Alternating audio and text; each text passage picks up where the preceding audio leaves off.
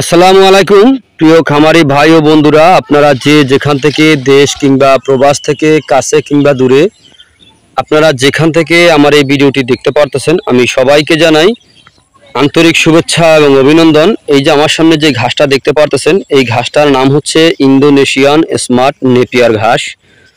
গরু, ছাগল, ভেড়া, মহিষ সকল গবাদি পশুর প্রিয় ঘাস। এই ঘাসটি একবার রোপণ করলে কমপক্ষে 5 থেকে 6 বছর পর্যন্ত আপনি একটানা গরু ছাগলকে খাওয়াতে পারবেন। এই যে এই পাশের যে ঘাসটা দেখতে পাচ্ছেন, এই ঘাসটা কিন্তু আপনার কাটিংয়ের জন্য রেখেছি। দেখেন হচ্ছে, আমি দেখাবো এই ঘাসটা দেখাবো কীরকম হয়েছে।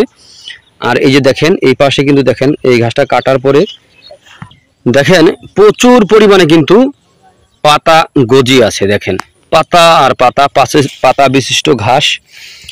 এই ঘাসে 22 থেকে 25% প্রোটিন রয়েছে। এই ঘাস নরম। এই ঘাস গরু ছাগলকে খাওয়াতে কোনো প্রকার মেশিনের প্রয়োজন হয় না। গোড়া থেকে কেটে দিলে সম্পূর্ণরূপে এই ঘাসটি খেয়ে থাকি। ইন্দোনেশিয়ান স্মার্ট নেপিয়ার ঘাস। ইন্দোনেশিয়ান স্মার্ট নেপিয়ার ঘাস বর্তমান বাজারে বাংলাদেশের সেরা ঘাস। ইন্দোনেশিয়ান স্মার্ট নেপিয়ার ঘাস, এই ঘাস যে কোনো মৌসুমে রোপণ করা যায়। এই ঘাসে গরু ছাগলকে খাওয়াতে কোনো প্রকার মেশিন লাগে না। মেশিন ছাড়াই আপনি এই ঘাসটি খাওয়াতে পারবেন। আর এই ঘাস যখন আমরা প্রথম রোপণ করবেন, রোপণ করার পরে কাটার পরে দেখবেন এই যে এই পাশে আবার রোপণ করা হয়েছিল। এইটা এই পাশের জমিটা আমরা আগে রোপণ করেছিলাম, তারপরে এই ঘাসটা পরে রোপণ করা হয়েছিল। দেখেন পরে রোপণ করার পরে এই ঘাসটা দেখেন নিচে যেই গিটগুলো দেখতে পাচ্ছেন কাটা, ওই ঘাসটা কিন্তু প্রথম রোপণ করার পরে কাটা হয়েছে। কাটার পরে দেখেন কি পরিমাণে চারাগুলি বের হচ্ছে। দেখেন এই যে এই পাশেরটাও কিন্তু আপনার আগে কাটা হয়েছিল, এই পাশেরটা পরে কাটা হয়েছে। এখন আমরা ওই প্রান্ত থেকে, উত্তর প্রান্ত থেকে আমরা এখন কিন্তু ঘাসটা কাটতেছি।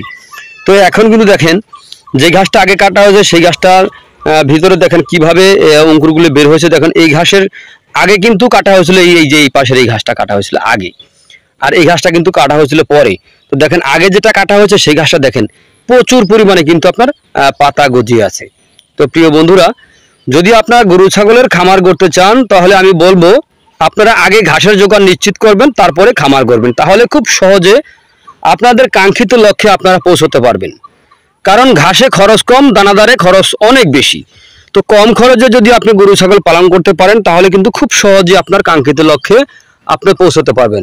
তো প্রিয় বন্ধুরা, যদি আপনাদের কাছে আমার এই ভিডিওটি ভালো লেগে থাকে তাহলে আমার চ্যানেলটিকে সাবস্ক্রাইব করবেন। পরবর্তী ভিডিওগুলো দেখার আমন্ত্রণ রইল। তো সকলে ভালো থাকবেন, সুস্থ থাকবেন। আল্লাহ হাফেজ।